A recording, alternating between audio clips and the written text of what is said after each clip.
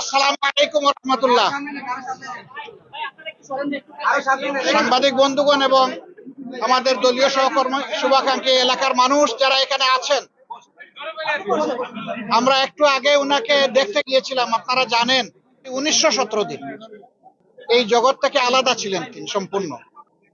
এরপরে আল্লাহর অশেষ মেহেরবানিতে দেশে একটা পরিবর্তনের প্রেক্ষাপটে তিনি ফিরে এসেছেন, কিন্তু ইতিমধ্যে তিনি তার অনেক আপনজনকে খুঁয়ে ফেলেছেন। তিনি শারীরিক এবং মানসিকভাবে খুবই বিধ্বস্ত। আমাদের সাথেও তিনি স্বাভাবিক কথা বলতে পারেননি। আপনাদের উপস্থিতিকে সম্মান করে তিনি আমাদেরকে অনুরোধ করেছেন তার পক্ষ থেকে আপনাদেরকে সালাম জানানোর জন্য। এখন আমি তার সালামটাই আপনাদেরকে পৌঁছাচ্ছি। আসসালামু আলাইকুম ওয়া রাহমাতুল্লাহ।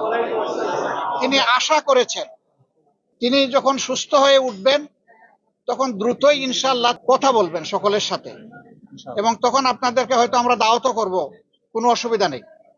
এই মানুষটাকে আমরা এখন মনে করি যে সহযোগিতা করা দরকার।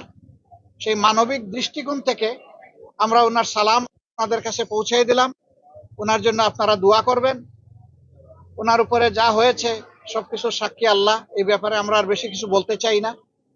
উনি যেন বাকি জিন্দগিটা অন্তত সুস্থ হালতে থাকতে পারেন, এবং আল্লাহ তাআলা যেন তার দ্বারা কোনো খেদমত যেটা পছন্দ করেন সেটা যেন তার কাছ থেকে কবুল করেন। আপনাদের এই কষ্ট করার জন্য আপনাদেরকে ধন্যবাদ, এবং আবারও ইনশাআল্লাহ তিনি আপনাদের সাথে সরাসরি কথা বলবেন এই আশাবাদ ব্যক্ত করে আমরা এখানেই বিদায় নিচ্ছি। আসসালামু আলাইকুম ওয়া রাহমাতুল্লাহ। ভালো না, ওনার শারীরিক মানসিক অবস্থা বিধ্বস্ত। উনি ভালো না ভাই, বুঝতেই পারছেন। ওই নেওয়ার মতো পজিশনটা ওনার নাই। এই জন্য আমরা এটার ব্যাপারে ইনশাল্লাহ উদ্যোগ নেব। ওনার সাথে কিছু পরামর্শ করেছি, ওনার আত্মীয় স্বজন আছেন তারাও, তাদের সাথেও পরামর্শ হবে। সব মিলে ইনশাল্লাহ খুব শিগগির আমরা উদ্যোগ নেব। আপনারা দোয়া করেন।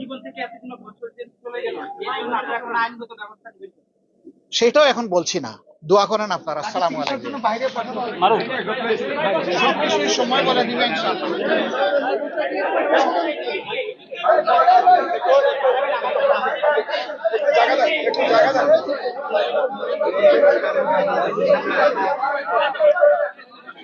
থাকেন